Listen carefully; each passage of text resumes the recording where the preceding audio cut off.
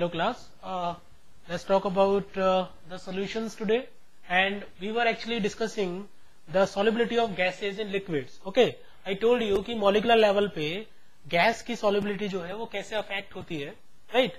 किस तरह से गैस जो है dissolve होती है in a liquid, in a particular liquid, and we came to know that when a gas gets dissolved in a liquid, तो ये जो equilibrium process है वो start होता है, right? Condensation start होता है, गैस के मॉलिक्यूल्स गैस फेज से लिक्विड फेज में जाना शुरू करते हैं, राइट? और उल्टा प्रोसेस भी स्टार्ट होता है, वेपराइजेशन, जो कि लिक्विड फेज से सॉलिड के सॉल्यूट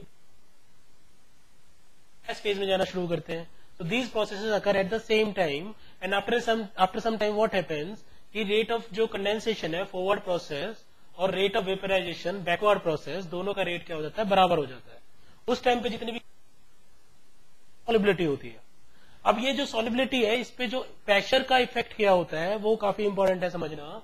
प्रेशर जो है ना वो अफेक्ट करता है सॉल्युबिलिटी को गैसेस की to a significant extent.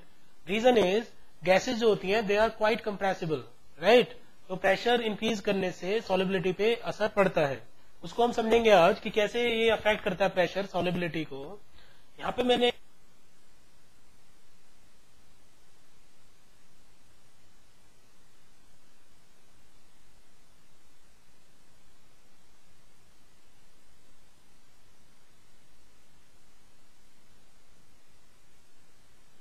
Equilibrium set हो जाता है एंड कंडेंसेशन का रेट और वेपराइजेशन का रेट दोनों बराबर.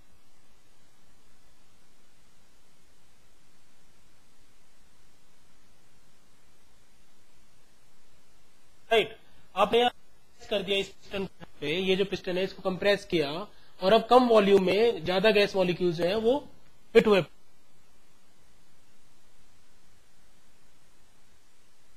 होता क्या है कि ज्यादा मॉलिक्यूल्स लिक्विड फेज में जाते हैं.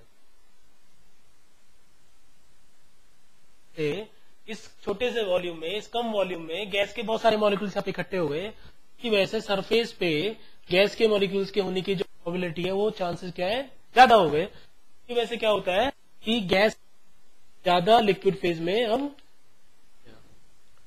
ठीक है. तो क्या हुआ इफेक्टिवली कि प्रेशर इंक्रीज करने से प्रोबेबिलिटी है वो इंक्रीज हो गया.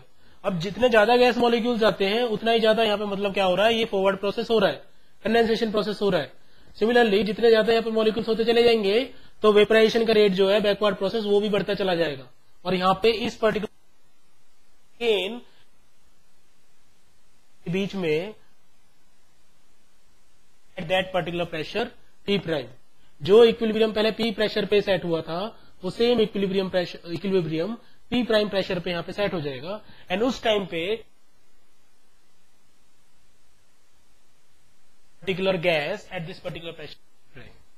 ओके, तो ये सब जो यहाँ पे प्रेशर का जो इफेक्ट है that we studied here, and we come to know that कि प्रेशर इंक्रीज करने से solubility of a gas will increase in a particular liquid, right?